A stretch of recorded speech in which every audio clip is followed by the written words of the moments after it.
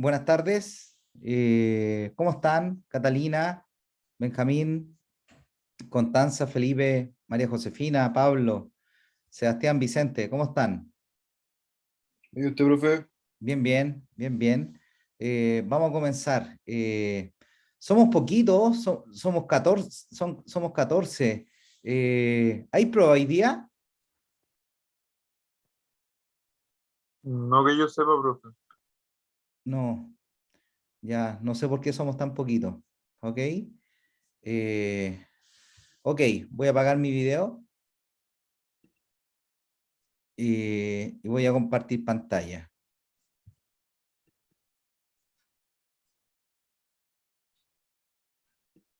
Ok. Felipe, KPM, Capital Accel Pricing Model. Eso significa KPM en inglés.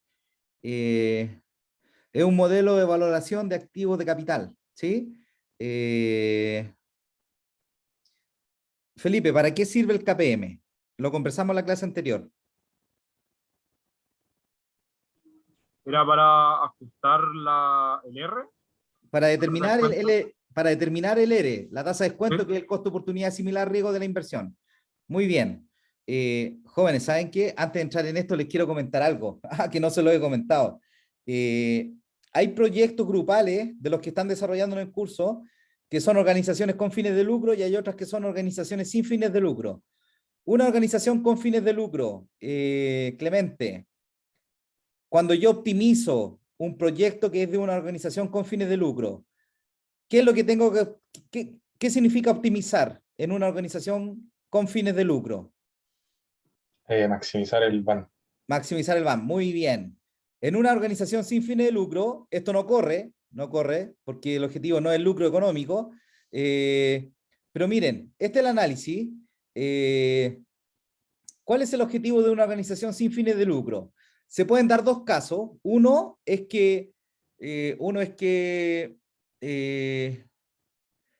Eh, la organización sin fines de lucro desee atender a la mayor cantidad de beneficiarios, por ejemplo, los abuelitos del Hogar de Cristo.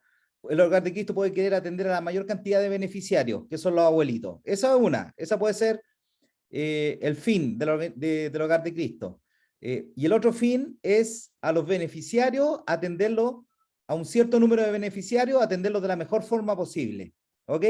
Y saben, eso es lo que hace el pequeño cotolengo. No sé si han escuchado hablar del pequeño cotolengo. El pequeño cotolengo recibe niños, niñas, jóvenes, abuelitos, niños bastante pequeños, con capacidades intelectuales distintas a las de nosotros. Eh, el pequeño cotolengo no trata de atender a la mayor cantidad de beneficiarios. Lo que hace el pequeño cotolengo trata de atenderlo a un número limitado de ellos, pero atenderlo de la mejor forma posible. ¿Se dan cuenta? El objetivo de una organización sin fines de lucro puede ser atender a la mayor cantidad de beneficiarios o a una cantidad limitada de beneficiarios, atenderlo de la mejor forma posible. Ahora, ¿de qué forma? Y aquí estamos hablando ahora en términos financieros.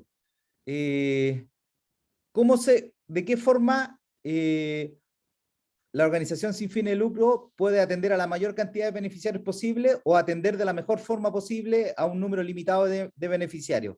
¿De qué forma? ¿Qué tiene que hacer en términos financieros? ¿Qué es lo que tiene que hacer la organización sin fines de lucro en términos financieros?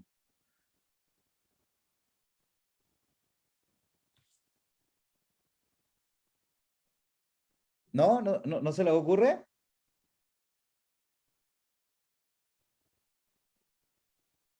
¿Con Quizá qué, como vi- tratar ¿Con qué vive una organización sin fines de lucro? ¿Con qué vive? Con Financieramente hablando. colectas. ¿Cómo? con las donaciones. Bien, con los ingresos que percibe, ¿sí? Y los ingresos son donaciones de privados o del el Estado con aporte de los socios en términos monetarios o en bienes. Y si tiene y si tiene una unidad de negocio la organización sin fines de lucro, la unidad de negocios, como el Hogar de Cristo que tiene la funeraria, le entrega recursos a la organización sin fines de lucro. Por lo tanto, la unidad de negocios se trata como una organización con fines de lucro. ¿Por qué? Porque trata de maximizar utilidades. Eh, Entonces, el objetivo financiero es maximizar los ingresos y de esa forma la organización sin fines de lucro atiende a la mayor cantidad de beneficiarios o de una mejor forma a sus beneficiarios. Entonces, la función objetivo es maximizar ingresos y no maximizar el banco como en una organización con fines de lucro. ¿Ok? Esa es la diferencia. ¿Ok? Ahí está la diferencia. Esto se lo estoy explicando para los proyectos grupales que son organizaciones sin fines de lucro, porque en el informe 3 y en la presentación 3 tienen que optimizar el proyecto. Entonces le estoy explicando esto para que se den cuenta que las organizaciones sin fines de lucro es distinto a la organización con fines de lucro. Ahora, jóvenes, ¿qué área funcional de una organización se preocupa de maximizar los ingresos? ¿Cuál es el área? Operaciones, marketing, recursos humanos, informática, tecnología. ¿Cuál es?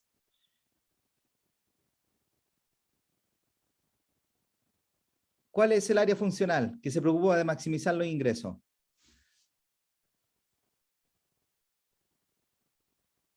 Jóvenes, esto lo Ventas, saben. ¿o no?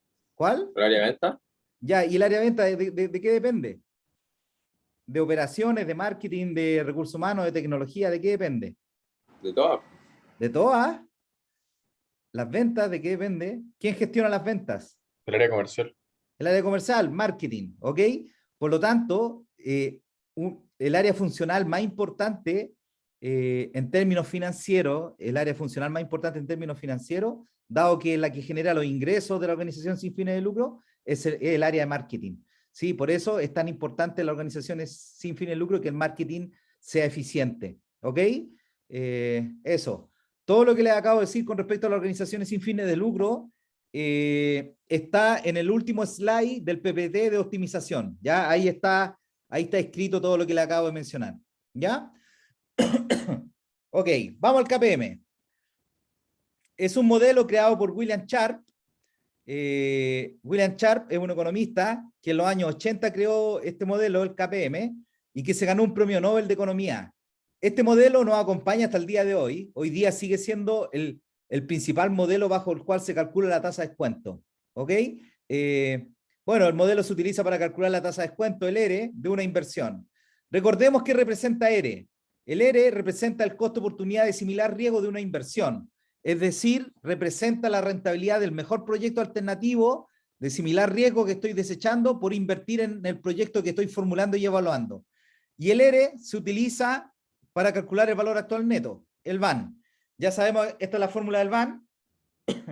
Ya sabemos determinar el horizonte de tiempo, a cuántos años construye el flujo de caja, y hoy día vamos a aprender a calcular el ERE, que es la tasa de descuento. ¿Ok?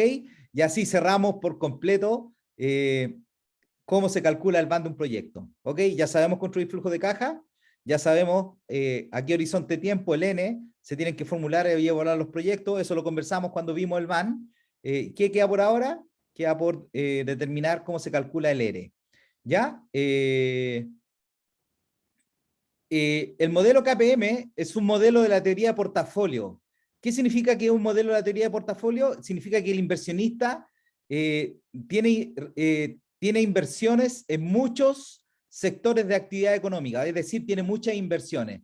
A eso se llama un portafolio de inversiones. Cuando tiene muchas inversiones, el inversionista, y principalmente en distintos sectores de actividad económica. ¿Ya? Como el inversionista tiene inversión en muchos sectores de actividad económica, el modelo reconoce los beneficios de la diversificación. Diversificación significa que tengo mi capital invertido en distintos sectores de actividad económica, es decir, en distintas inversiones.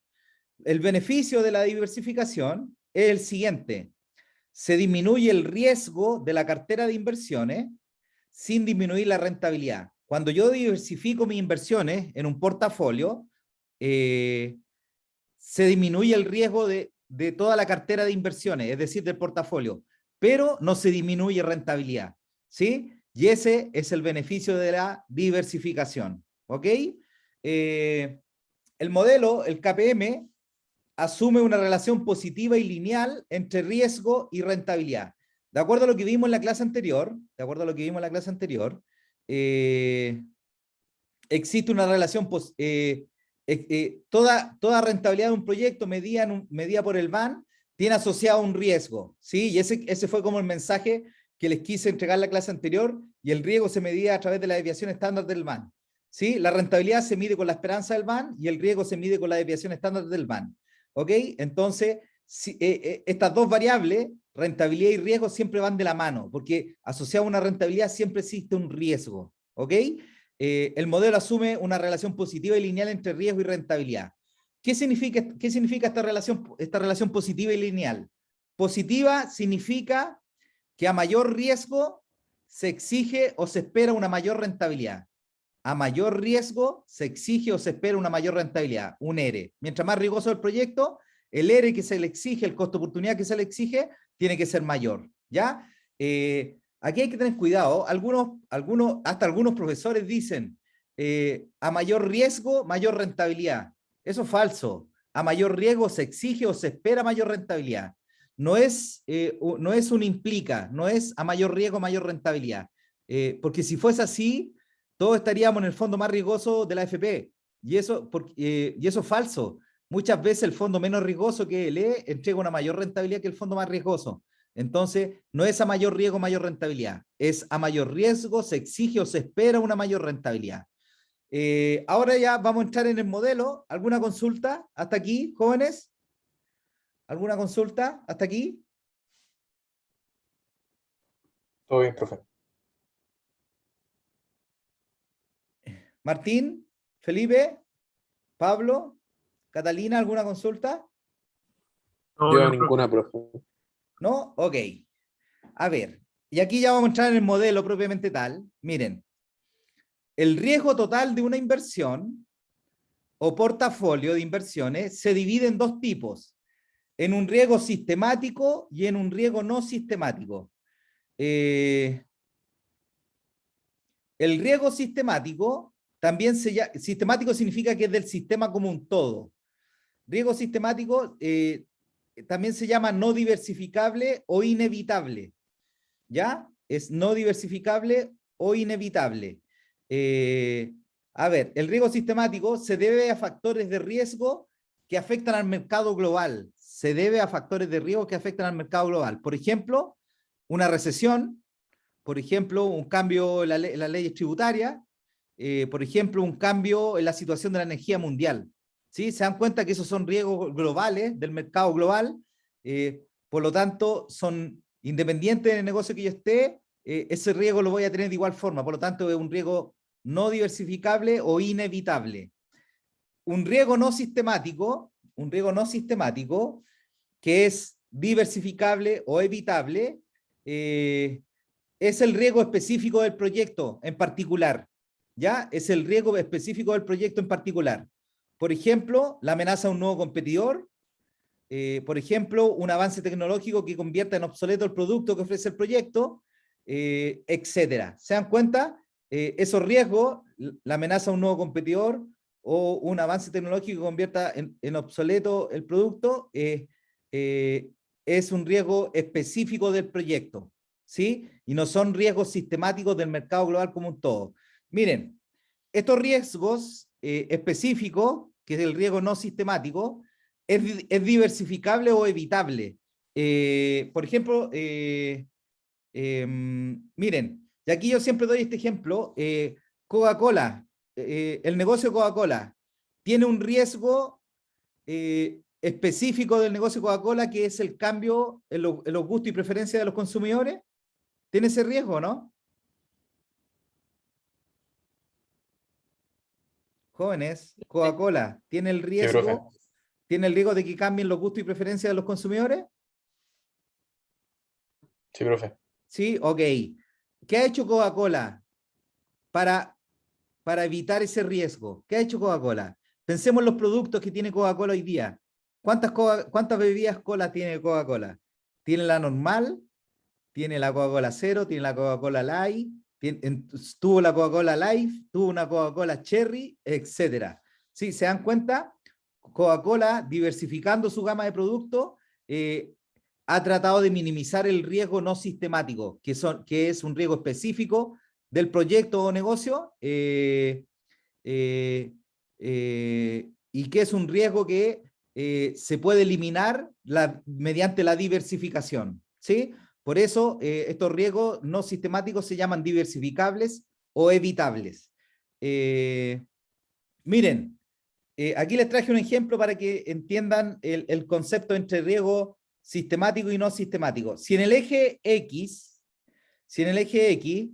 tengo el número de inversiones de un portafolio, ¿sí?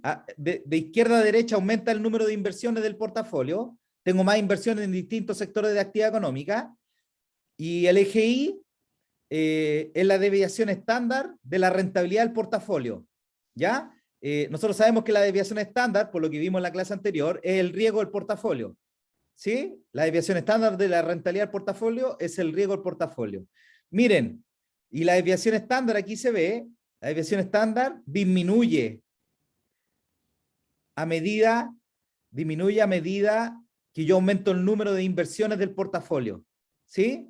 ¿Por qué disminuye? Por lo siguiente, jóvenes. Porque el riesgo sistemático, el riesgo no sistemático, que son los riesgos específicos de las inversiones, a medida que yo voy invirtiendo en una mayor cantidad de inversiones, ese riesgo sistemático por la diversificación se va eliminando. Pero saben que con alrededor de 25 inversiones en distintos sectores de la actividad económica elegido al azar, el riesgo no sistemático se puede eliminar casi completamente. Pero de las 25 inversiones en adelante, o sea, si invierto en 30 sectores de la actividad económica, 40 o 50, hay un riesgo que nunca se deja de eliminar, que es el riesgo sistemático, que es el riesgo del mercado global como un todo. Independiente del sector de actividad económica en el cual yo esté operando, el riesgo sistemático, el riesgo del mercado como un todo, se sigue asumiendo. ¿Ok? ¿Se dan cuenta? Entonces, el riesgo del portafolio es decreciente, disminuye, pero es asíntota al riesgo sistemático, ya que independiente del número de inversión en distintos sectores de actividad económica que yo realice, ese riesgo se asume de igual forma. Bueno, y el riesgo total es el sistemático más el no sistemático. ¿Ok? Jóvenes, ¿se entendió este gráfico?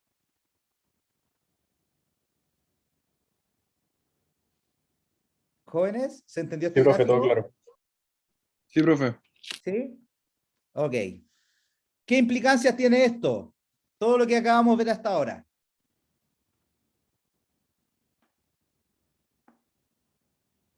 Las implicancias son las siguientes. El riesgo no sistemático, que es el riesgo específico del proyecto, se puede reducir o eliminar vía diversificación. Y si la diversificación es eficiente, más o menos 25 inversiones seleccionadas al azar, el riesgo no sistemático tiende a cero, ¿ya? El riesgo no sistemático, el riesgo específico del proyecto, el que es diversificable. El riesgo sistemático, que es el del sistema como un todo, es el mercado global, no se puede reducir o eliminar vía diversificación. Lo anterior se traduce en que si un inversionista tiene un portafolio bien diversificado, de igual forma está expuesto al riesgo sistemático, ¿sí? Que es lo que está acá, ¿sí? Aunque tengamos mucha inversión en distintos sectores de actividad económica, el riesgo que siempre asumo es el riesgo sistemático, ¿ok? ¿Qué dice el modelo, el KPM? ¿Qué es lo que plantea William Sharp? Que el riesgo no sistemático, que es el riesgo específico de una inversión, se tiene que eliminar vía diversificación. Si yo soy un agente económico, si yo soy un inversor racional, el riesgo no sistemático, que es el diversificable, se tiene que eliminar vía diversificación. Por lo tanto, la única fuente de riesgo relevante es el riesgo sistemático. ¿Sí? La única fuente de riesgo relevante asociada a una inversión es el riesgo sistemático. El no sistemático se tiene que eliminar vía diversificación. ¿En qué se traduce esto? En que el mercado solo nos premia vía rentabilidad por el riesgo sistemático asumido. ¿Ya? El mercado solamente nos premia vía rentabilidad por el riesgo sistemático asumido. ¿Cómo se mide este riesgo sistemático? Y aquí está el gran aporte de William Sharp, por un componente beta, ¿ya? Por un componente beta que mide el riesgo sistemático de una inversión. ¿Qué mide este componente beta? mide la correlación entre el riesgo de la inversión y el riesgo del portafolio de mercado. Eso mide cómo se correlacionan los dos riesgos, cuál es más volátil de uno, qué tan volátil es la inversión, riesgo significa volatilidad, qué tan volátil es la inversión con respecto al riesgo del portafolio de mercado, y también el beta mide la sensibilidad de la rentabilidad de una inversión, mide la sensibilidad de la rentabilidad de una inversión ante cambio de la rentabilidad del mercado, ¿sí? Eso también mide el beta, ¿sí? La sensibilidad de la rentabilidad de una inversión ante cambio de la rentabilidad del mercado. Les voy a dar ejemplos de esta sensibilidad más adelante. Aquí está la fórmula del KPM, ¿ya? Y este es el modelo de William Sharpe, ¿sí? ¿Qué me dice? El R, que es lo que estamos buscando con el modelo, la tasa de descuento ajustada por riesgo, es igual a un RLR, que significa la tasa libre de riesgo, más el beta, que es el riesgo sistemático de la inversión, por la esperanza del retorno mercado, RM, retorno mercado, la esperanza del retorno mercado, menos la tasa libre de riesgo. A ver, ¿qué significa cada componente? El R es la tasa de descuento de la inversión, que es lo que queremos determinar con el modelo. La tasa libre de riesgo, el RLR, yo les comenté en la clase anterior, la tasa libre de riesgo, ¿qué instrumento financiero la determina? Lo conversé en la clase anterior.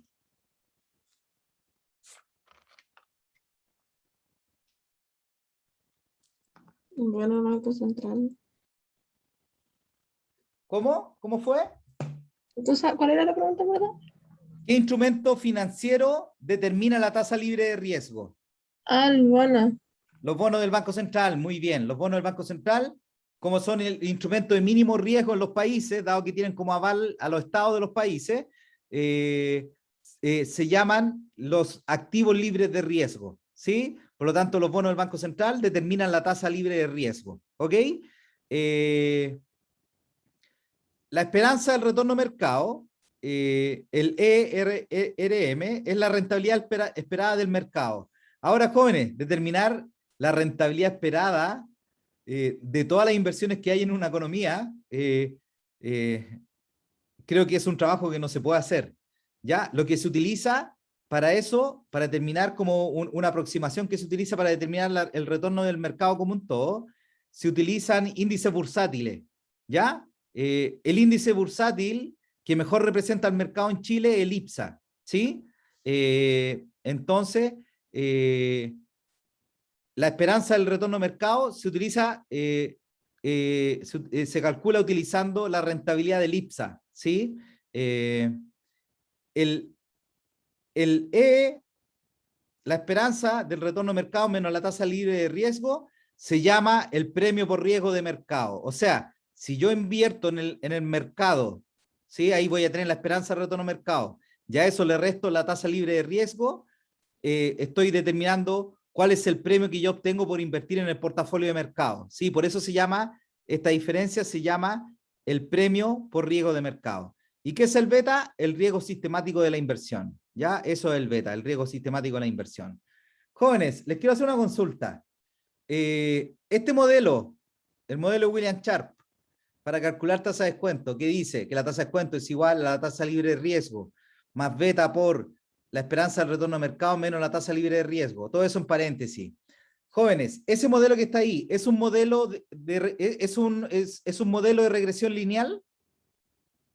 Recuerden estadística. ¿Se acuerdan que hubieron los modelos de regresión lineal que decía que I igual alfa más beta X? ¿Lo recuerdan? Sí, profe. Ya, ok. Entonces, este modelo también es un modelo de regresión lineal, ¿sí? También es un modelo de regresión lineal, ¿ok? Por lo tanto, jóvenes, por lo tanto, el beta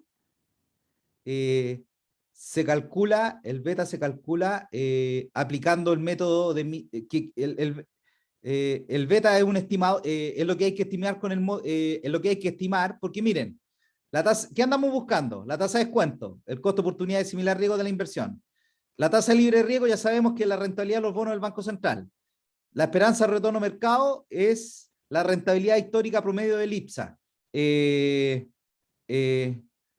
La tasa libre de riesgo lo tenemos. ¿Qué nos falta? El beta, ¿sí?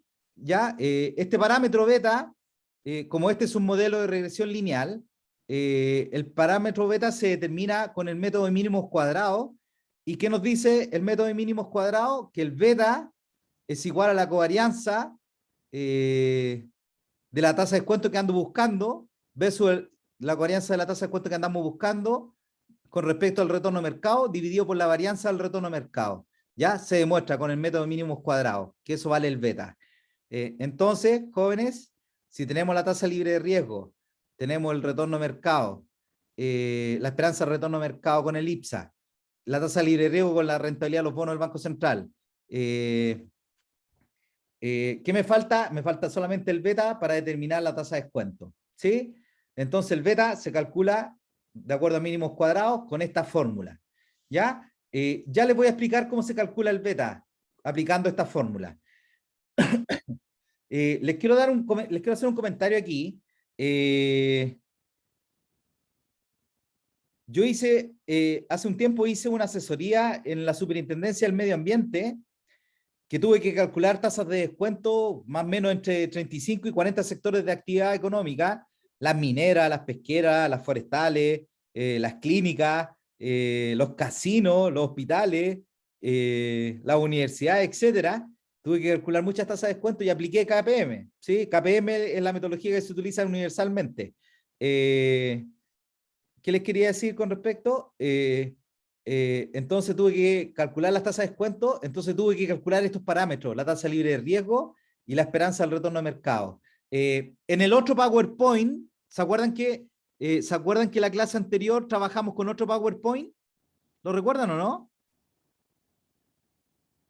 Jóvenes, ¿recuerdan que trabajamos con otro PowerPoint en la clase anterior? ¿Jóvenes? Sí, profe. Ya, trabajamos con otro PowerPoint. Ese PowerPoint también tiene KPM, pero saben que este PowerPoint que les estoy mostrando ahora está más completo que el anterior. Pero en el anterior yo calculé la tasa libre de riesgo de Chile y calculé la esperanza del retorno mercado de Chile también. Ahí están esos dos datos. Están esos dos datos en el otro PowerPoint. ¿Ya? ¿Por qué les digo esto? Porque ustedes en su proyecto grupal van a tener, para el entregable 3, van a tener que calcular la tasa de descuento de su proyecto. Entonces necesitan el parámetro de la tasa libre de riesgo y el de la esperanza del retorno al mercado, lo necesitan. ¿Ya? Yo les digo que eso ya está calculado y eso está en el otro PowerPoint de riesgo, que está disponible en WebCurso. ¿Qué nos falta? Si tengo la tasa libre de riesgo, la esperanza del retorno al mercado, me falta el beta para calcular el ERE. Como les dije, el beta se calcula con esta fórmula.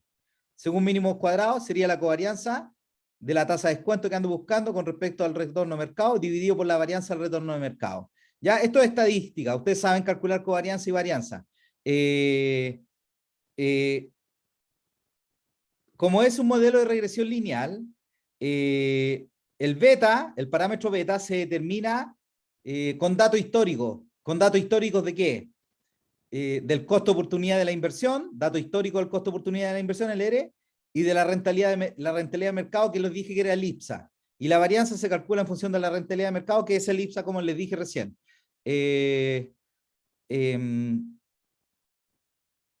Para calcular el beta, de acuerdo a esta fórmula, covarianza partido por varianza, como es un modelo de regresión lineal, se requiere una serie histórica confiable, tanto del costo oportunidad histórico, el ERE, y el retorno mercado, ¿sí? Se requiere una serie histórica confiable. El retorno mercado es fácil, ustedes entran a la bolsa de comercio de Santiago y ahí está el dato histórico del IPSA de muchos años atrás hasta hoy día, en eso no hay problema. Donde hay quizás problema es en el costo oportunidad histórico, el costo oportunidad histórico del proyecto, del ERE. Ya les voy a explicar cómo se soluciona eso. ¿Qué les quería comentar? Necesito una serie histórica confiable de datos y en el caso que tengo la serie histórica confiable con datos mensuales, basta con 5 años de historia, ¿ya? Del costo oportunidad histórico y del retorno de mercado, que es el IPSA. Pero si ustedes tienen datos anuales y no mensuales, necesitan a lo menos 10 o 15 años para aplicar para calcular el beta con la covarianza y la varianza. Si no, el modelo no es significativo, ¿ya? Si no, el modelo no es significativo. La idea, como es un modelo de regresión lineal, la idea es que el modelo explique en un buen porcentaje a la realidad, ¿sí? Eso significa que sea significativo. Aquí les traje, jóvenes, un ejemplo en que necesito calcular el beta del sector pesquero. O sea, quiero invertir en un proyecto del sector pesquero en Chile, ¿ya? Entonces, aquí estoy calculando el beta. Vamos a calcular el beta. A ver, sabemos que el beta es la covarianza de la rentabilidad histórica del... A ver, jóvenes, el beta es la covarianza del costo oportunidad histórico, ¿sí? Del costo oportunidad histórico, 10 o 15 años si son anuales los datos, 5 años si son mensuales. Entonces, el beta es la covarianza, del costo oportunidad histórico del sector en el cual va a participar el proyecto con respecto al retorno mercado, que es el IPSA, dividido por la varianza del retorno mercado, dividido por la varianza del retorno mercado. Entonces, ¿qué necesito, jóvenes? Y este es un ejemplo, trabajé con 5 años porque es solamente un ejemplo, pero como están los datos anuales, se necesitan 10 o 15 años. A ver, jóvenes,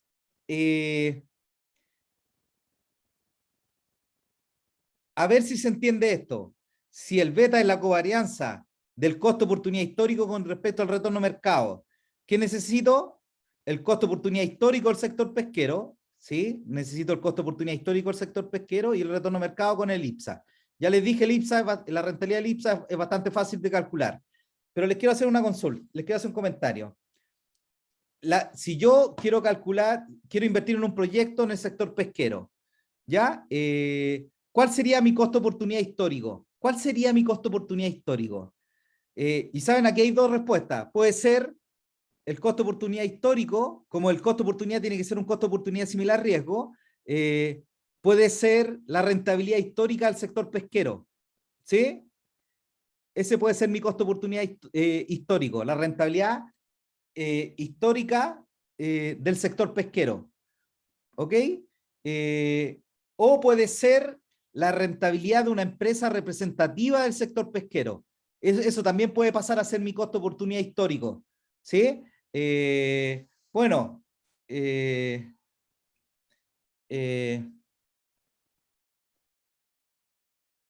entendió eso, jóvenes? ¿Se entendió eso? De nuevo, como en la covarianza necesito el costo oportunidad histórico y el retorno a mercado.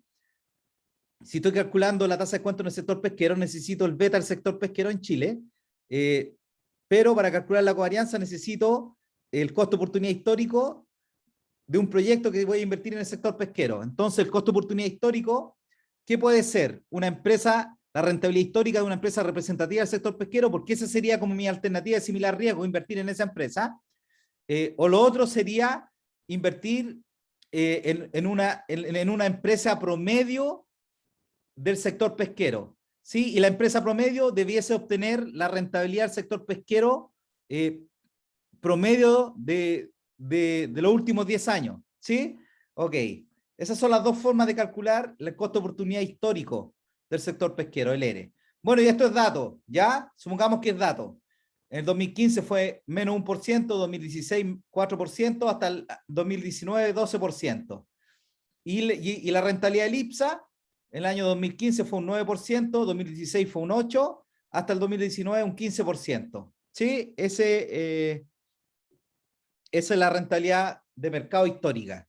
Ya les dije, como es anual, en la práctica se necesitan 10 o 15 años de historia para que el modelo sea significativo, para que el beta que nosotros estimemos sea significativo. Esto es solamente ejemplo que estoy considerando 5 años. ¿Ya? ¿Qué se hace? Se calcula la covarianza del costo oportunidad histórico del sector pesquero versus el retorno mercado, y eso da esta cifra, 0,0012, y se calcula la varianza del retorno mercado, que da esta cifra que está acá, que es 0,00177. Si divido la covarianza por la varianza, obtengo el beta, que me da 0,72. ¿Ya? Eso me da el beta, me da 0,72. A ver, como les dije, el beta mide la sensibilidad de la rentabilidad de una inversión ante cambio de la rentabilidad del mercado, ¿sí? Mide la sensibilidad de la rentabilidad de una inversión ante cambio en la rentabilidad del mercado. ¿sí? O sea, el beta mide la sensibilidad de la rentabilidad del sector pesquero, ¿sí? Porque voy a invertir en el sector pesquero con respecto a variaciones en la rentabilidad del mercado, ¿sí? Miren, jóvenes, miren entre el año 2016 y el 2017. El retorno al mercado aumentó de un 8 a un 11 y la rentabilidad del sector pesquero de un 4 a un 7, ¿sí? O sea, se movieron en el mismo sentido, ¿ok? Entre el año 2017 y 2018, miren, el retorno al mercado aumentó de un 11 a un 18%. Y el sector pesquero aumentó de un 7 a un 9. También aumentó, o sea, la relación es directa, es proporcional, o sea, es directa, pero miren, el retorno al mercado aumentó de un 11 a un 18 y el sector pesquero solamente de un 7 a un 9. Y entonces eso hace que el beta sea positivo. ¿Por qué? Porque si aumenta el retorno al mercado, también aumenta la rentabilidad del sector pesquero, por eso el beta es positivo. Pero como el sector pesquero aumenta en una proporción menor que la rentabilidad del mercado, el beta es menor que 1. ¿Sí? El beta es menor que 1. ¿Ok? Por eso vale 0,72. ¿Ok? Recuerden, el beta mide la sensibilidad de la rentabilidad de una inversión ante cambio de la rentabilidad del mercado. Jóvenes, este Excel que está aquí, yo les subí el Excel a Webcurso, así que ahí lo tienen para que vean cómo calculé la covarianza, la varianza y el beta. ¿Ok? Esta forma de calcular el beta con la covarianza partido por la varianza, como les dije, la rentabilidad del mercado que se calcula a través del IPSA es fácil de calcular. La rentabilidad del sector pesquero histórica, el costo de oportunidad histórico, eso no es fácil de calcular. O sea, conocer la rentabilidad histórica de los últimos 10 o 15 años del sector pesquero en Chile no es fácil de calcular. Ahora, si tengo la solución, es que hay una empresa representativa del sector pesquero que trance sus acciones en la bolsa, ¿ya? Y así, con el precio de esas acciones históricas, el precio histórico de los últimos 10, 15 años, puedo calcular la rentabilidad del sector pesquero, ¿ya? Ahora, el precio de las acciones de una empresa representativa del sector para el cual yo quiero calcular la tasa de descuento, ese dato no siempre está. Y cuando no está ese dato, el beta no se puede calcular como la covarianza partido por la varianza. Más adelante les voy a explicar qué se hace en ese caso. ¿Ok? Miren, aquí les traje dos ejemplos de beta. Miren, aquí está General Electric, en el eje Y está la rentabilidad de General Electric y en el eje X está la rentabilidad del mercado. ¿Sí? Aquí está la serie histórica, esos puntos, todos los puntos son la serie histórica del par, está la serie histórica, miren de cuándo, la serie histórica mensual de 2001 hasta el 2006, del par rentabilidad de mercado versus rentabilidad de General Electric. Bueno, ¿qué hace el modelo de regresión? ¿Qué modelo de regresión? Este que está aquí. ¿Qué hace este modelo de regresión? Me ajusta todos los datos históricos a una curva de regresión lineal. ¿Sí? Si el beta, jóvenes, si en el eje X tengo la rentabilidad del mercado y en el eje Y tengo la rentabilidad de General Electric y el beta mide la sensibilidad de General Electric ante variaciones en la rentabilidad del mercado. ¿Qué sería el beta en esta curva? Si es la sensibilidad de la rentabilidad de General Electric ante variaciones en el mercado, o sea, sería un delta I a un delta X. ¿Qué sería el beta? Jóvenes. La pendiente. Derivada. La Arriba. pendiente, muy bien. Entonces el beta, en este caso en el de General Electric, vale 0,83. ¿Sí? Es positivo el beta, pero es menor que 1. ¿Sí? O sea, la rentabilidad de General Electric es menos volátil que el rendimiento del mercado. Y aquí les traje otro ejemplo, Intel, ¿ya? También está los pares rentabilidad del mercado versus rentabilidad Intel de julio 2001 a 2006, y aquí se ajustó la curva de acuerdo al modelo de regresión, y miren el beta cuánto vale. Vale 2.22, mucho más alto que el de General Electric. O sea, Intel, la rentabilidad de Intel es muy sensible ante variaciones en la rentabilidad del mercado. ¿Sí? Es muy sensible. ¿Ok? Aquí les traje dos ejemplos. ¿Sí? Aquí les traje dos ejemplos. ¿Ok? A ver. como les comenté, jóvenes, el beta mide la correlación también entre el riesgo de la inversión y el riesgo del portafolio de mercado. Eso también mide el beta. Y aquí les traje algunos ejemplos de beta. El beta del portafolio de mercado. Jóvenes, el beta del portafolio de mercado. A ver, si yo correlaciono el portafolio de mercado con el portafolio de mercado, la correlación es 1, por lo tanto el beta vale 1, ¿verdad? Porque estoy correlacionando el portafolio de mercado con el portafolio de mercado. Los betas tienen beta, disculpen, los bancos tienen betas aproximados a 1 también. ¿Por qué? Porque los bancos tienen su colocación en la mayoría de los sectores de actividad económica. Los bancos trabajan con pymes, microempresarios, con grandes empresas, con negocios internacionales y en distintos sectores de actividad económica, metalúrgico, por ejemplo, una librería, un taller de mecánica, empresas del sector forestal, empresas de transporte, negocios financieros, con clínicas, con universidades también, etcétera. ¿Se dan cuenta? Como los bancos tienen sus colocaciones en muchos sectores de la actividad económica, su rentabilidad se mueve a la par con la rentabilidad del portafolio de mercado. Por lo tanto, el beta es aproximadamente igual a 1. El beta menor que 1 son, por ejemplo, las empresas servicios básicos. A ver, ¿qué sucede? Como son empresas de servicios básicos, por ejemplo, las distribuidoras de energía o las distribuidoras de agua, como son empresas de servicios básicos, la empresa de servicios básicos, su rentabilidad es menos volátil que el portafolio de mercado. ¿Sí? ¿Por qué? Porque una empresa de servicios básicos, independiente si el mercado está en expansión o en recesión, el servicio básico no se mueve en el mismo sentido que el portafolio de mercado. Entonces, generalmente el beta es menor que 1. Bueno, y los bonos del Banco Central, como son activos libres de riesgo, el bono del Banco Central no es volátil, no tiene, su volatilidad no tiene correlación con la rentabilidad del mercado, por lo tanto el beta vale 0. ¿Sí? El beta vale 0. ¿Ok?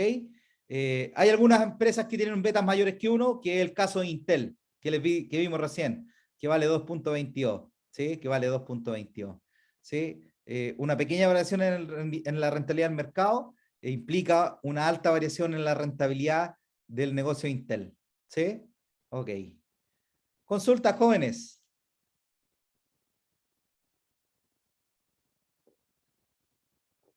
Jóvenes, ¿alguna consulta? No, profe. Javier, Ailín, Catalina, No, profe, todo bien. Constanza, Felipe, Gonzalo, Juan Pablo, María Josefina, Martín, Filip, Sebastián, Vicente, Todo ¿alguna claro, profe. consulta? Todo claro, profe. Todo claro, ya, jóvenes. Muy bien. ¿Qué más les quería explicar? La deuda, ustedes saben que hay proyectos que se financian en un porcentaje con deuda, tiene un efecto en el beta, ¿ya? Y eso es lo que les quiero explicar ahora. Hay dos tipos de beta en un proyecto de inversión. Está el beta U y el beta L. El beta U significa beta unleveraged, beta desapalancado o beta sin deuda. A ver, jóvenes.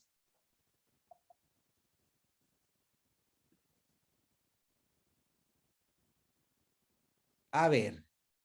Este ERE que estamos calculando aquí, ¿es el costo de oportunidad de quién? ¿De quién es ese costo de oportunidad?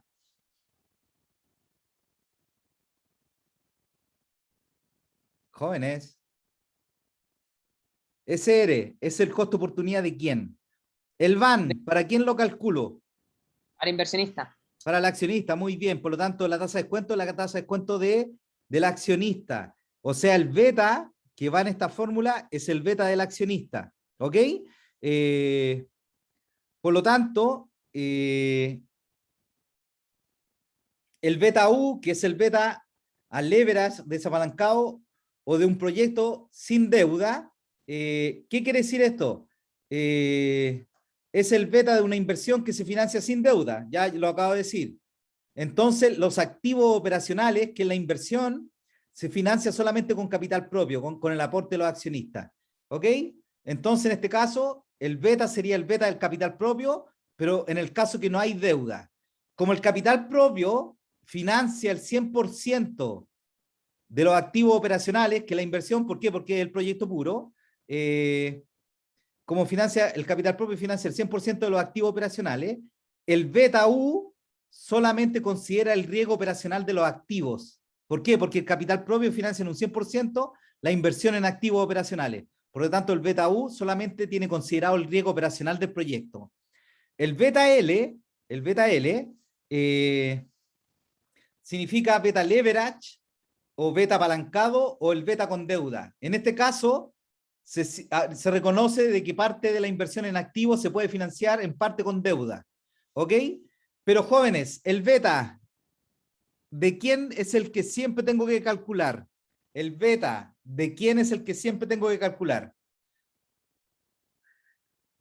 Jóvenes, Ailín, recién lo dijiste. Si el ERE siempre tiene, independiente que sea proyecto puro o proyecto financiado, si el ERE tiene que ser el costo de oportunidad del accionista, el beta tiene que ser el costo de oportunidad, tiene que ser el riesgo sistemático ¿de quién? Del accionista, ¿verdad? Lo que cambia ahora es que como hay deuda, este beta ya no es el beta U, sino que es el beta L. ¿Ok? ¿Qué sucede, jóvenes? El total de activos, que es la inversión, se financia en un porcentaje con deuda y con un porcentaje en capital propio. Pero el beta, pero dado que tengo que calcular la tasa de descuento del aporte que hace el accionista, que es decir, solamente el capital propio que él aporta, el beta, como el capital propio financia una parte de los activos operacionales, el beta L también considera riesgo operacional. Pero como ahora hay deuda, eso implica que el proyecto, con el flujo de caja que genere, tiene que cancelar también ahora los compromisos de la deuda, que son las cuotas futuras, ¿sí?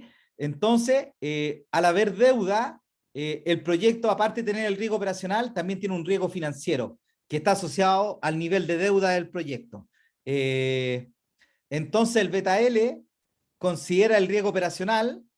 ¿Por qué? Porque el capital propio también financia un porcentaje de activos operacionales, pero como ahora hay deuda, el beta L también considera el riesgo financiero que implica que el proyecto tiene que, con el flujo de caja, tiene que cancelar los compromisos de la deuda. ¿Ok?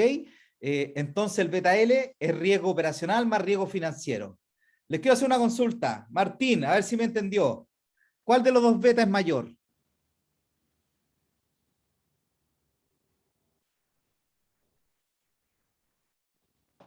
Martín, no está Martín por ahí. Vicente, ¿cuál de los dos beta es mayor? ¿El beta U o el beta L? Es que hay que ponerlo. Ah, beta del riesgo sistemático de la inversión, ¿cierto? Sí. Sí, El 2, el segundo. el beta L es mayor, muy bien. Beta. ¿Por qué es mayor? Porque el beta U solamente considera el riesgo operacional del proyecto y el beta L considera el riesgo operacional y el riesgo financiero.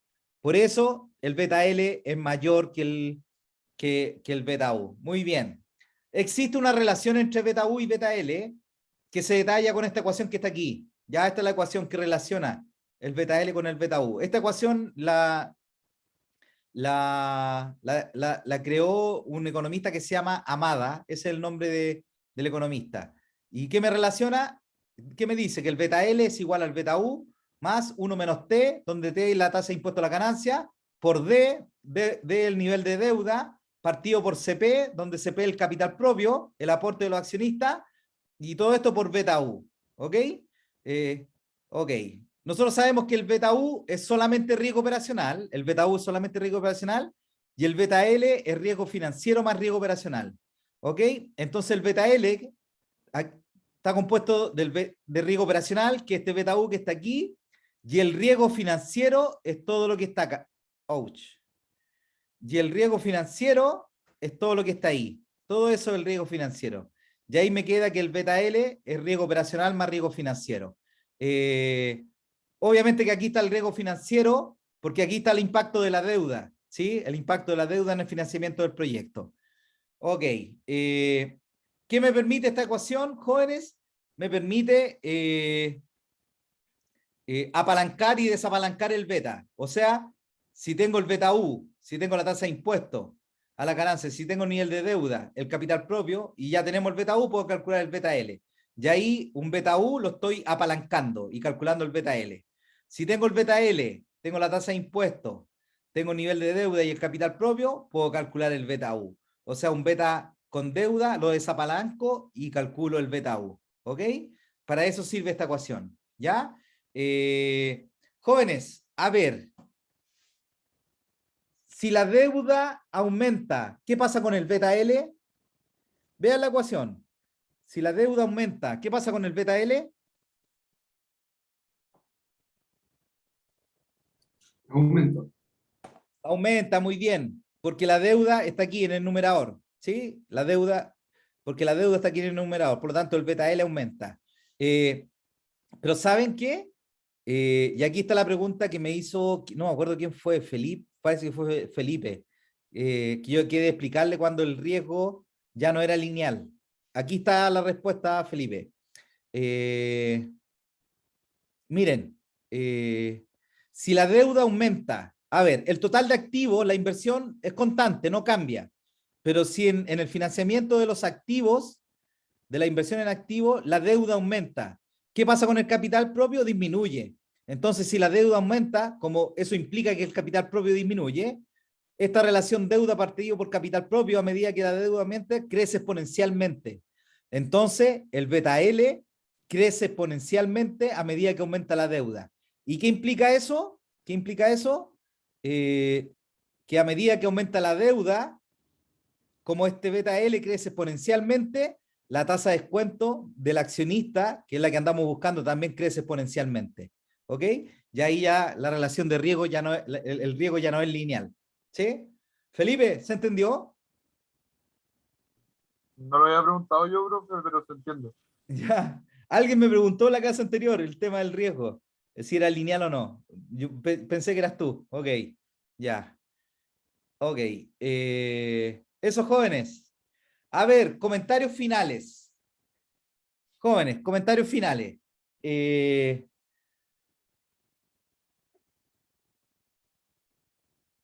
¿Cuándo puedo calcular el beta U? El beta, disculpen, el beta. ¿Cuándo puedo calcular el beta con esta fórmula? ¿Qué requiero? ¿Cuál es el input que requiero?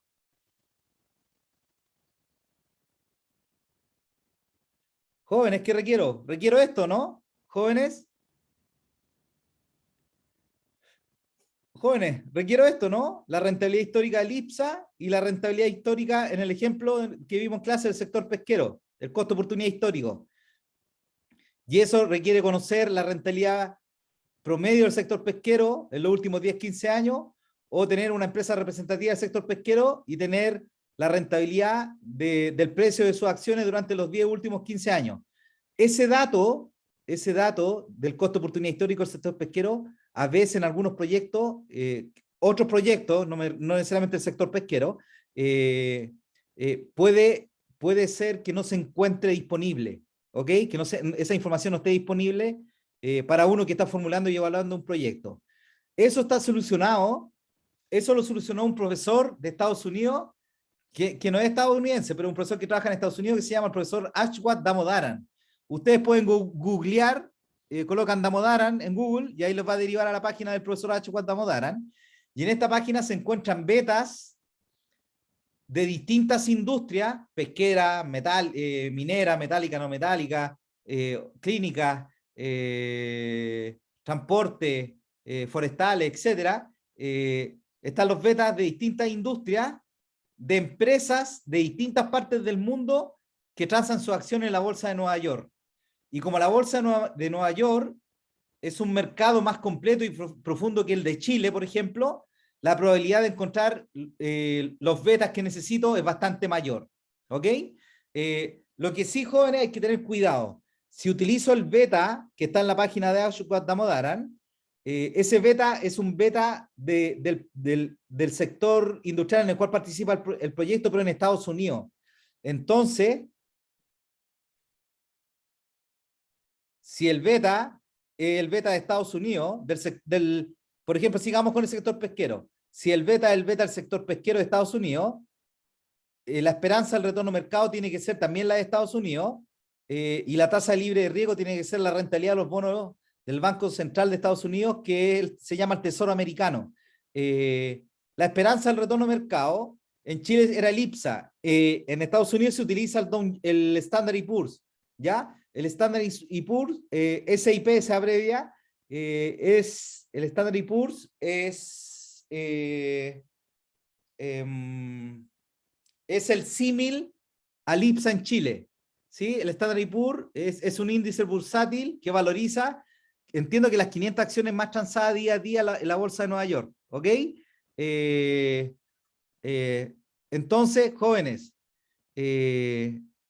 para calcular la tasa de descuento del sector pesquero, supongamos que no tengo los datos del costo de oportunidad histórico del sector pesquero en Chile, entonces voy a la Ashwat Damodaran, obtengo el beta del sector pesquero en Estados Unidos, ahí está el beta, ocupo los parámetros de Estados Unidos, de la esperanza de retorno mercado con el Standard & Poor's, y la tasa libre de riesgo con la rentabilidad de los bonos del Tesoro Americano de Estados Unidos, aquí va la tasa libre de riesgo también, y ahí calculo la rentabilidad, el costo de oportunidad, el costo de oportunidad del sector pesquero, pero ¿dónde? En Estados Unidos, ¿ok? En Estados Unidos.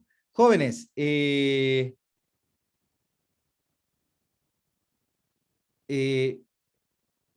como yo les comenté,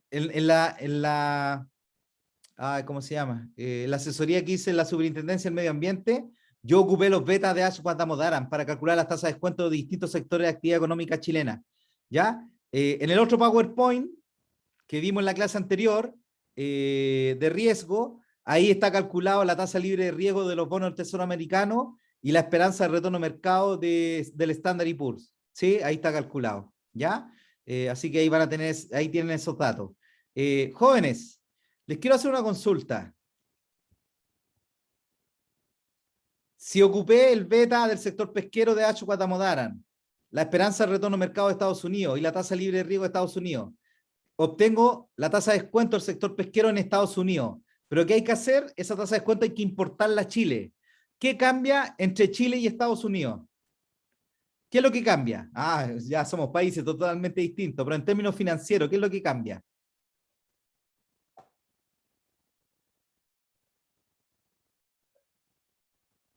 Jóvenes, ¿qué es lo que cambia entre Chile y Estados Unidos? La tasa libre de riesgo. Bien, cambia la tasa libre de riesgo, por lo tanto cambia el riesgo país, ¿sí? La tasa libre de riesgo de Chile, de los bonos del Banco Central de Chile, es mayor que la tasa libre de riesgo de los bonos del Banco Central, de los bonos del Tesoro Americano de Estados Unidos. La diferencia entre la tasa libre de riesgo de Chile y de Estados Unidos es lo que se llama el riesgo país. Es la sobretasa que tiene que pagar Chile por captar recursos desde el extranjero, ¿ok? Y ese es el riesgo país. Lo que sucede, Clemente, tú me respondiste eso, ¿no? Sí, profe. Ya, lo que pasa es que, mira, los bonos de Estados Unidos son en dólares. Chile no emite normalmente bonos en dólares, entonces no hay una serie histórica de datos para calcular el riesgo país comparando la rentabilidad de bonos en dólares chilenos con bonos en dólares en Estados Unidos. Entonces, eso se soluciona de la siguiente forma. El riesgo país se mide con un instrumento financiero que es un derivado que se llama el Credit Default Swap, CDF. El Credit Default Swap es un seguro, ¿sí? Es un seguro que opera cuando un país deja de pagar los compromisos de sus bonos, ¿sí? Jóvenes, a ver,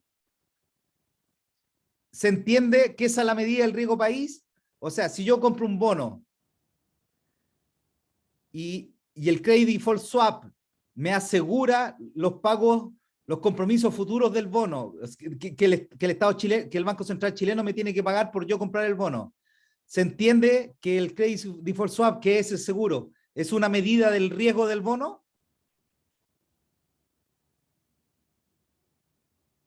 ¿Jóvenes? Sí, profe. Jóvenes, si yo compro un bono del Banco Central de Chile, ese bono tiene el riesgo de que el Banco Central no pague los cupones futuros del bono, ¿sí? Que son los compromisos del bono. Entonces, si yo compro ese bono, tengo ese riesgo de que el Banco Central no me pague los cupones futuros del bono, pero si yo contrato el credit default swap, elimino ese riesgo. ¿Por qué? Porque el credit default swap es un seguro que me paga los cupones futuros del bono en el caso que el Banco Central no me los pague. ¿Ok? Entonces entiendo de que el credit default swap creo que se entiende que es una medida del riesgo país chileno. ¿Sí? Hace un tiempo, cuando hice la asesoría en el banco, en la Superintendencia del Medio Ambiente, el credit default swap de Chile era un 1.22%. Ese era el credit default swap chileno, anual. Este dato que está aquí era pre-estallido social y pre-pandemia. Como nuestra política fiscal ha cambiado, los equilibrios fiscales y monetarios de Chile han cambiado mucho con la pandemia, el credit default swap de Chile ahora es más alto. ¿Ya? Lo pueden buscar en internet. Ahí debe estar la cifra más reciente. Jóvenes, a ver, recuerden, el credit default swap vale un 1.22%. Y miren, y si utilizando el beta de Damodaran del sector pesquero en Estados Unidos, el retorno mercado de Estados Unidos, la tasa libre de riesgo de Estados Unidos, y el ERE en Estados Unidos, el sector pesquero me da un 8%. Lo traigo a Chile, porque lo tengo que importar a Chile, le sumo el riesgo país, que vale un 1.22. Por lo tanto, la tasa de descuento del sector pesquero en Chile vale un 8%, que es la de Estados Unidos, más un 1.22%, que es el credit default swap, el riesgo país chileno, y eso me da un 9.22%. Y así tengo la tasa de descuento del sector pesquero en Chile. ¿Ok?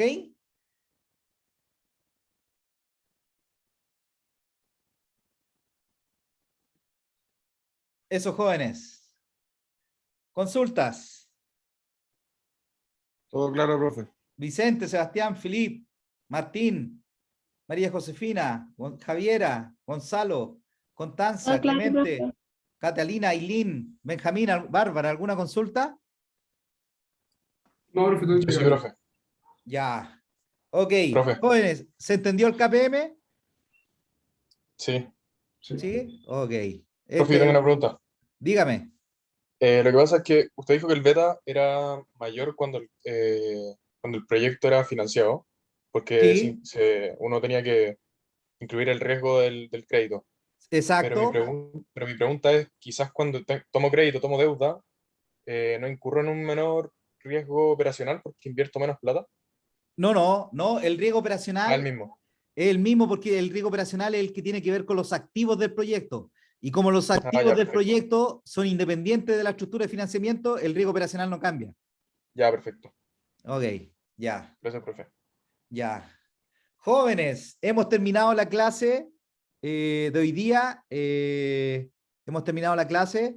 eh, eh, Hasta lo que vimos hoy día entra la tercera prueba. ¿Ya? Hasta lo que vimos hoy día entra la tercera prueba. Eso, ¿qué les quería comentar? O sea, la tercera prueba, ¿qué entra? Flujo de caja, optimización, riesgo e incertidumbre. ¿Ok? La próxima semana tenemos las presentaciones, les envié el mensaje de las presentaciones. Si tienen alguna consulta, me escriben. Si es necesario que nos juntemos por Zoom, nos juntamos por Zoom. ¿Qué más? La próxima semana tenemos las presentaciones. Y la otra semana vamos a tener clase. De la semana que viene a la siguiente, el martes vamos a tener clase, el jueves también vamos a tener clase y a las 6:30 el jueves está la tercera prueba. ¿Ok?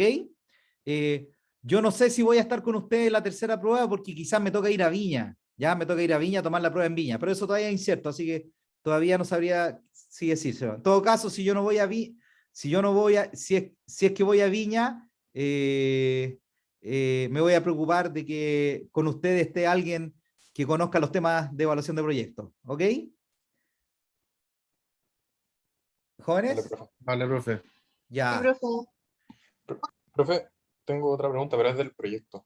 Jóvenes, al ¿Sí se puede ver? tiro, Clemente, dame un segundo. Jóvenes, recuerden lo que les expliqué hoy día al comienzo de la clase con respecto a las organizaciones sin fines de lucro, qué significa optimizar a las organizaciones sin fines de lucro. Recuerden lo que les expliqué hoy día en la clase al comienzo y también revisen los que tengan proyectos grupales de organizaciones sin fines de lucro. Vean el último slide del PPT de optimización. Ahí está explicado lo que expliqué hoy día al comienzo de la clase. Clemente, dime. Sí, profe, yo tengo duda porque con eso mismo, que nosotros estamos haciendo sin fines de lucro Sí, y quería saber, no sé si se acuerda, era la farmacia. sí. Y lo que ¿En pasa es que nuestra Chiloé? farmacia dependía de los ingresos por venta, pero también de donaciones. Ok. Entonces, en ese caso, Ah, como que ese es un modelo híbrido. Tiene claro, una parte que es con fines de lucro y una parte sin fines de lucro. Chuta, a ver. o sea, es que no, porque es sin fines de lucro, porque la idea es que toda esa plata de las personas toda la utilidad que se genera de la venta, se reinvierte como en sustentar operacionalmente eh, la organización, ¿se entiende? Sí, espera, déjame pensar. Como que se reinvierte.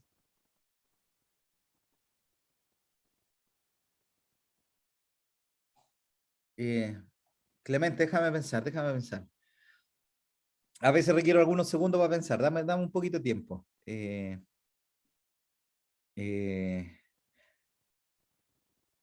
es una organización sin fines de lucro.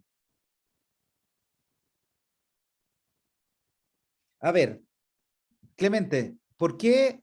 Ya entiendo que va a funcionar con donaciones, eso lo entiendo. Eh, pero por ejemplo, se va a cobrar por los remedios? ¿Cuál es la razón por la cual se cobran los remedios? La razón era poder sustentarnos como la operación, porque igual es caro. Eh, entonces, quizás las donaciones no son suficientes, considerando que igual hay muchas organizaciones sin fines de lucro. Según lo que ¿Ya? calculamos, entonces calculamos un margen menor al margen de mercado, con igual los costos nuestros van a ser bajos porque vamos a sacar los Sí, costos a base. sí, Clemente, el proyecto de ustedes se trata 100% como una organización sin fines de lucro. Eh, pero entonces, cuando maximizamos, por ejemplo, los ingresos, maximizamos solo los ingresos por donaciones. Sí, perfecto, perfecto. Ya, Sí, sí, porque el otro, la idea es cobrar, es que depende, eh, depende, Vicente, Clemente. Sí, la idea no es cobrar un precio caro, por lo tanto los ingresos por venta no pueden ser muy altos, eh, pero sí a ustedes les interesa atender a la mayor cantidad de, de personas, ¿o no? sí. O sea, ya Ya, definimos las islas, que son como entonces, flexibles. por esa razón, por ese lado, sí quieren maximizar también esos ingresos. Eh, ¿Los ingresos por venta, dice usted? Sí, los ingresos por venta, también quieren maximizarlo. ¿Por qué? Porque la idea de ustedes es llegar a la mayor cantidad de personas posible, ¿sí o no?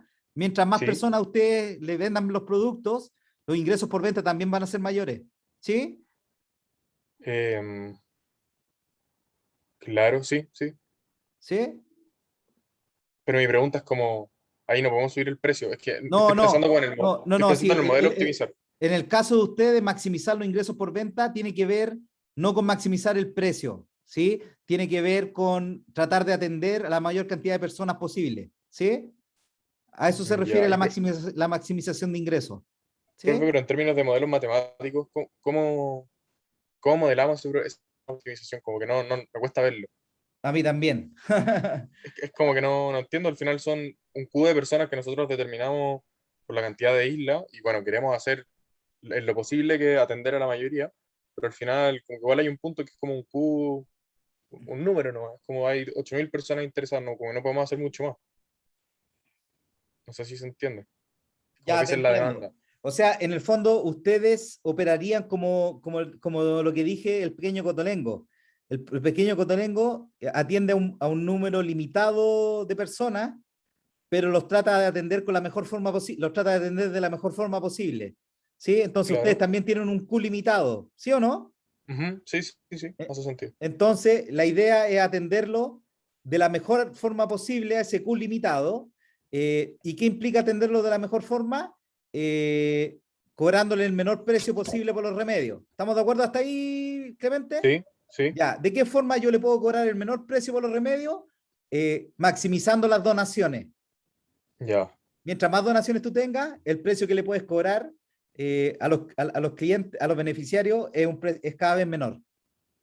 Ya. Pero, profe, cuando usted dice optimización, es que me hace ruido la palabra, porque yo digo ya, mejorar quizás el marketing, por ejemplo, para que la gente, o sea, el marketing social, para que la gente diga, "Oh, voy a donar para esta causa".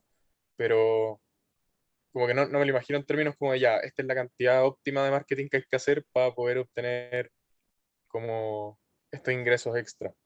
¿Sabes lo que pasa? Clemente, mira, Clemente, el tema de las organizaciones sin fines de lucro es un tema que no está abordado todavía en un 100%. De hecho, es un tema que yo estoy aprendiendo todavía. Yo estoy aprendiendo el tema de las organizaciones sin fines de lucro. Entiendo que no sé si los demás profesores trabajan con organizaciones sin fines de lucro, pero Clemente, lo que estamos haciendo está bien, Clemente. Mira, tú tienes una cantidad limitada de posibles clientes, beneficiarios, tú quieres atenderlo de la mejor forma posible. Atenderlo de la mejor forma posible implica cobrarle el menor precio, ¿sí? Cobrar el menor precio. ¿Cómo puedes cobrarle el menor precio? Maximizando las donaciones, ¿sí? Y ahí está tu función objetivo, maximizar las donaciones. ¿Y cómo tú puedes maximizar las donaciones? Con una gestión de marketing potente y eficiente, ¿sí? Ya. Sí, sí, sí. Esa es la lógica, Clemente. Clemente, Ya, mira, profe. por ahora no sé más con respecto a las organizaciones sin fines de lucro.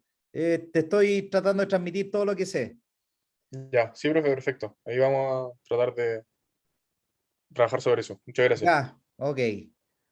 Juan Pablo, Kevin, Sebastián, ¿tienen alguna consulta? No, profe, todo bien. No, profe, nada. Ya, hemos terminado la clase, jóvenes. Que les vaya muy bien. Chao, Chao, profe, muchas profe. gracias. Chao, profe. Buen fin de.